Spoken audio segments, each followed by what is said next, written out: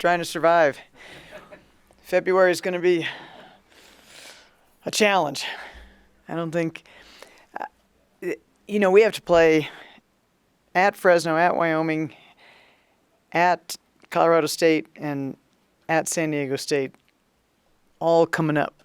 So, and UNLV here. So any win we can get from here on out is going to be big. And I'm just going to be excited if we can get any of them.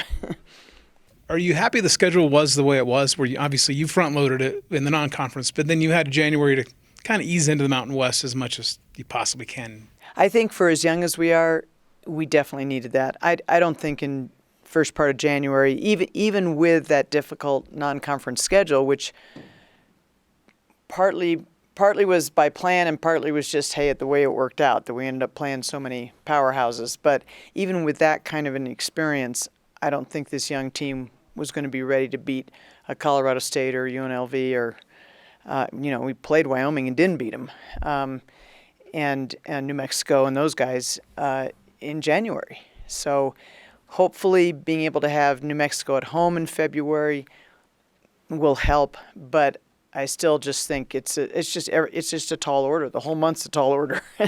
We just have to, and the big key for us is we've got to keep improving. As great as that win was, we still have to go back and say, hey, this, we need to fix this and that, and have that attitude of we got to fix these things, because that's how we'll be as good as we can be in February. When you talk about improving, obviously freshmen are kind of still the mold that you play with a little bit. How much better can you get just if those two, the Milani and Faith, continue the progression they've shown? It'll be fun to see, won't it? Hard to say.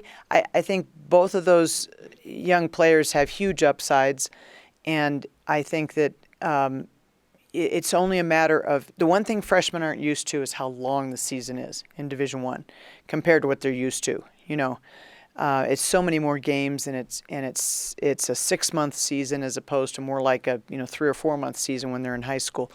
So I do worry about them losing steam a little bit as time goes on, but hopefully they'll just keep getting better. But we have mistakes that happen because we don't talk. There are a lot of things that still happen on the court related to inexperience, and it's not just the freshmen. It's the fact that even our older players are somewhat inexperienced. They just haven't had that kind of a burden on them to produce and to be the guys and have to come through. And, as I've watched you guys grow, you've always had a new piece that maybe you hadn't had before. Kaylin could shoot and do this and that. And now with Milani, is she maybe the first bench piece you've had where you can really go to someone on the bench and have instant offense, and someone who's pretty versatile defensively and on offense? She's certainly one of the best players we've ever brought off the bench, no question. Well, both Milani and Faith are giving us something hugely important to provide a punch when they come on the floor. Milani not only has a scorer's mentality and can really score the ball, but she's also very quick. She was the one that was keeping up with number 4 down the stretch because of her quickness and because she's just a really, really good athlete. Not very big, but a good athlete. Faith just gives us some size. That's the best size we've had since I've been here, and she's young, and will only get better. And but that's huge to be able to bring that kind of size in off the bench. Yeah, and with Faith, we talked a few weeks ago, and you mentioned the time on the court just for practice and everything else is kind of what limits someone from progressing during the season. Have you seen much from her in that regard? Because you mentioned also she hadn't played much on the interior because of where she played in high school. Is she developing more than maybe you hoped, or is it still kind of you just take what you can get?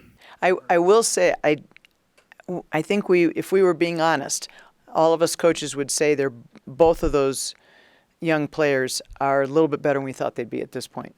Honest. So we're just nothing but grateful and hope that continues. But as I said, I think we have to zero in on Madison Smith is quite young. She needs to continue to improve and grow her game, and Kayla Pilson is this is her first year back after not playing at all last year. So that is significant in terms of how much she has to develop. And there's every single time out there's a new learning experience for her too. So there's a lot of that going on. And with Camry and Nikki, Camry was used to having to score for us last year, but not at the rate that she's being asked to score this year. And Nikki was a role player. She came in off the bench and gave us a kind of versatile player in the post. And so those are two seniors that aren't really used to having that kind of a burden on them. And is there a silver lining in the schedule format in that you do have from Saturday to Thursday to, recoup and then also, develop and progress before you hit that Thursday-Saturday cycle? I hope so. I mean, getting, UNLV on Saturday, that's going to be just so tough. We're just going to have to figure that one out. But and hopefully we don't have any travel issues on Friday trying to get back from Fresno. I think Fresno.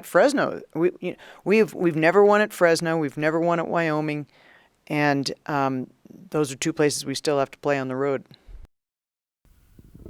You said that your upcoming matchups are going to be a challenge, and all of that you want is really just to win.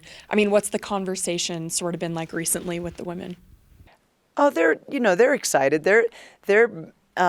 I think they're in a good place. I think that they see themselves getting better. I think they see those moments in games when they're pretty darn good. And what they really want to do is just, replicate those more often and just try to. We've got to get rid of some of those dead spots. We just have some dead spots sometimes that are just like painful, and so we have to keep working on those. Coach, I know most coaches just on to the next game, but you had that big win against Colorado State. Do you maybe emphasize that a little bit more just because your team is so young and kind of keep that confidence high? Sure. Yeah. No, well, and what's kind of neat about kids like this, it's not like you have to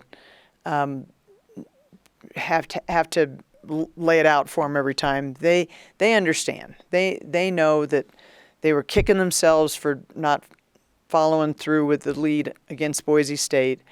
They got that lead on Colorado State. I think what was kind of nice about it was that it really wasn't our fault. Colorado State did some really good things to get back in that game. It wasn't like we just, messed up. We had a couple of communication breakdowns, but they are pretty good, and so it didn't surprise me at all that they were able to get back into that game. And so I think the big thing was just being able to gut it out and hang on was big for those kids. Yep. And you mentioned the difficulty of February. How do you balance that, then the academics here at school? I don't know if you wanted me to get started on that. This is the third week in a row that we have missed the entire middle of the week. And I don't know why anybody, we go to class, and we not only do we go to class, we go to tough classes. And this is hard. This is really hard on our players academically to have to do this, because we will end up missing for the third week in a row, Wednesday, Thursday, Friday. Not happy. Don't get me started. Fair enough. And then my final question is, when we were talking with Coach Scott, he said coaching nowadays is almost like being a parent. Sometimes you have to have that good anger. Not that you get angry, but do you find... Oh, no. Well, not like Coach Scott. I get angry, just probably a little cleaner. Right. Do you find it that's kind of maybe the approach, or is that not the case for you? Oh, there's a good dose of that. But I wouldn't say that that it's as necessary as often. Most of the time, you just need to show the film, and provide the lesson, and then if they don't follow through on that information, okay, then you have a right to get upset, and that's when I'll get upset. But they kind of know that there's things like, it's okay in this program to get outplayed. It's never okay to get outworked, and it's never okay to get outwanted, But it's okay sometimes to get outplayed. It's okay to miss free throws as long as you practice free throws. It's okay to miss threes as long as you practice threes, you know. So in other words, if you do all you can, then that's all that's asked. And so we're always pushing them towards being sure they understand that they need to be doing all they can. And that can be hard here because of the, you know, all the demands on them. Correct me if I'm wrong, but I wouldn't say there's one specific standout right now. It's special watching this team is how they play together, and everyone knows their specific job. So how does their off-the-court chemistry translate to on the court? Because I feel like these girls are just very close. You know, that's one of the nice things about the academy. I can honestly say that every team I've had since I've been here has gotten along, and they you know, they understand, they support each other. I think it's partly the type of person who's attracted to this experience, and I think it's just you know, sometimes I always say women play with their hearts on their sleeves. You know, men kind of play with their egos on their sleeve, and sometimes that's a good thing. Sometimes it's not. Sometimes I wish they had a little more ego on their sleeve, a little less heart, because you know they're tougher to coach. My second lifetime, I'm going to coach men, but they are. But they do value, you know, relationships. It's important to them. It's something that is just sort of a part of coaching, I think, women, and they work on those relationships, and they do get along. So you're right. Thank you. Oh, yeah. Okay. I asked Coach Scott about this too. Do you see a time when playing so many young players, so many sophomores and freshmen, will pay dividends in relation to the other rosters once these 4th and 5th and 6th years are gone? Or the other teams, do you think they'll keep reloading with stockpiled young players and or more transfers? I think that's probably, and it's a great question, because it's definitely one of the things I think we're going to find out next year. We're going to really find out what the effect of the new transfer rule and everything else is, and because finally these COVID years are going to start to run out. And I'm going to stop looking at rosters where I'm going, oh my gosh, she's still here. You know, and so then the transfers and 5th years and all of that will dominate the landscape completely, and the COVID issue will be gone. So I think we're going to find out a lot about that next year. It'll be interesting to see. It'll be interesting to see if because you have a whole lot of key players in this conference right now who are still here because of the COVID year, and you have a whole lot of transfers too. You know, San Diego State's almost all transfers. Large number of Colorado State's players were transfers. Will the whole transfer portal thing completely dominate? I have a feeling it will to some extent. New Mexico still has a large number of players who have returned because of the COVID policies. So we will see. But it's a very good question. Do you think the Milanis and Faiths that you're getting now, the kind of talent, is that a product of not as many scholarships available elsewhere because they have all these older girls? Both those young women had good offers. So it's possible that that's impacting it. It's something that we definitely try to take advantage of. We'll point that out. Hey, if they're messing around with you, you know, this is a sure thing. And here, you know, one of the things we always sell in recruiting is you look at your team. This is going to be the team that's here. You're not going to wonder if somebody's going to come wandering in at your position. If 2 players are going to come wandering in from the Pac-12 at your position. And we definitely try to use that. So I think it is a double-edged sword. The whole thing is, and I think for that reason, there's going to be a lot of reflection on the part of all the Division I coaches and programs in the country to really look at this whole transfer thing and say, are we happy we've gone down this road or not?